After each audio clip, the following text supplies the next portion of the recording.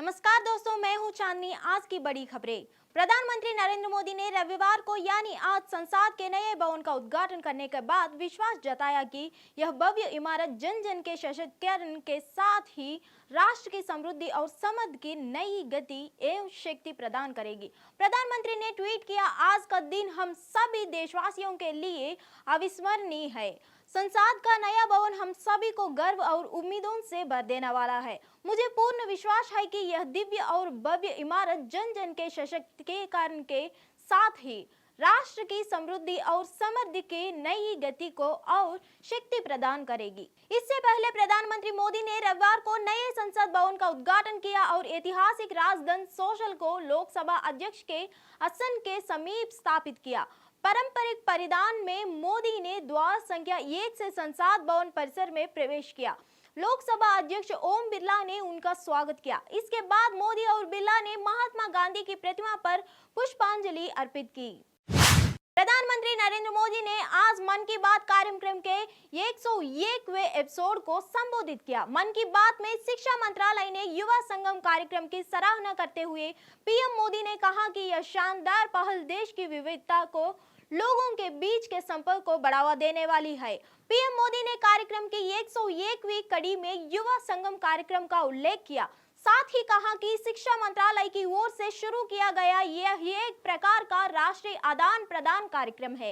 इससे देश भर के हजारों युवा हिस्सा ले रहे हैं, जो विभिन्न हिस्सों में जाकर देश को देखने, समझने और जानने का प्रयास करते हैं। पीएम मोदी ने कहा कि यह देश की विविधता और लोगों के बीच संपर्क को बढ़ावा देने वाली पहल है और करीब 1200 छात्र पहले ही इस कार्यक्रम में पहले चरण में 22 राज्यों का दौरा कर चुके हैं। उनका कहना था, भारत में इतना कुछ जानने और देखने के लिए कि आपकी उत्सुकता बढ़ती ही जाएगा।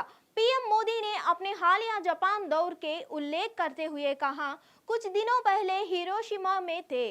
वहां हिरोशिमा शांति स्मारक में जाने का अवसर मिला। यह मेरे लिए भावुक कर देने वाला क्षण था।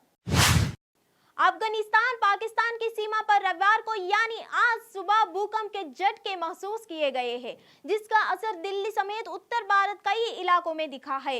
रिक्टर स्केल पर तीव्रता 5.2 बताई जा रही है। दिल्ली और आसपास के इलाकों में भूकंप के हल्के झटके महसूस किए गए। किसी के घायल होने या नुकसान की तत्काल कोई रिपोर्ट नहीं है। पंजाब और हरियाणा के कई हिस्सों में भी भूकंप के झटके महसूस किए गए। भारत के नेशनल सेंटर फॉर सिस्मोलॉजी के मुताबिक रविवार सुबह अफगानिस्तान के फैजाबाद के पास 5.2 तीव्रता का भूकंप आया। एजेंसी ने कहा कि भूकंप का केंद्र अफगानिस्तान के फैजाबाद से 79 किलोमीटर दक्षिण पूर्व में था। भूकंप सुबह 11:19 पर सतह से 2020 किलोमीटर की गहराई में आया। नए संसद भवन का आकार की तुलना ताबूत से करने वाला एक ट्वीट को लेकर भारतीय जनता पार्टी ने आज राष्ट्रीय जनता दल पर निशाना साधते हुए कहा कि यह ट्विटर पोस्ट करने वालों पर देशद्रोह का मुकदमा चलाया जाना चाहिए। राज्यसभा संसद और बिहार के पूर्व उप मुख्यमंत्री सुशील कुमार मोदी ने समाचार एजेंसी एएनआई से कहा, इससे बड़ा दुर्भाग्य क्या हो सकता है। उनके पास दिमाग भी नहीं है। यह नया संसद भवन जनता के पैसे से बनाया गया है। सभी दलों के प्रतिनिधि अगर इस वक्त उन्होंने उद्घाटन का बहिष्कार किया है तो भी वहां संसद की कार्यवाही में भाग लेंगे। क्यों आरजेडी ने स्थायी रूप से संसद का बहिष्कार करने का फैसला किया है? क्या उनके संसद लोकसभा और राज्यसभा से इस्तीफा दे देंगे? बिहार के पूर्व मुख्यमंत्री लालू प्रसाद यादव के पूर्व तेजस्वी यादव के नेतृत्व वाली आरजेडी उन 20 राजनीतिक दलों में शामिल है जिन्होंने नई संसद के भव्य उद्घाटन समारोह का बहिष्कार किया है और सवाल किया है कि प्रधानमंत्री नरेंद्र मोदी नए भवन का उद्घाटन क्यों कर रहे हैं। दिल्ली पुलिस ने जंतर मंतर को पूरी तरह से खाली करा दिया है। जंतर मंतर से पहलवानों को अलावा सभी प्रदर्शनकारियों को हटाया गया। पहलवानों के टेंट और अन्य सामान को भी हटाकर जंतर मंतर को साफ किया गया। इससे पहले ओलंपियन और कॉमनवेल्थ गेम्स चैंपियन सहित शीर्ष भारतीय पहलवानों को हिरासत में लिया गया क्योंकि उन्होंने नवनिर्मित संसद भवन के बाहर विरोध प्रदर्शन करने का प्रयास किया।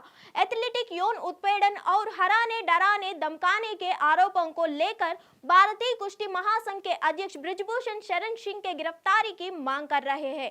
WFA पीएफआई के अध्यक्ष ब्रिजभूषण शरण सिंह के विरोध में पहलवानों द्वारा आज दिल्ली में महिला सम्मान महापंचायत का आह्वान किया गया था, जिसको लेकर दिल्ली में कड़े सुरक्षा बंदोबस्त किए गए। दिल्ली पुलिस के स्पेशल सीपी ने कहा कि पहलवानों को हमने पहले कहा था कि आज कोई राष्ट्र विरोधी काम ना करे, लेकिन उन्होंने हमारी बात नहीं मानी। हमने सभी को डिटेन कर दिया गया और जंतर मंतर खाली करा दिया। फिर मिलेंगे अगले खबर में।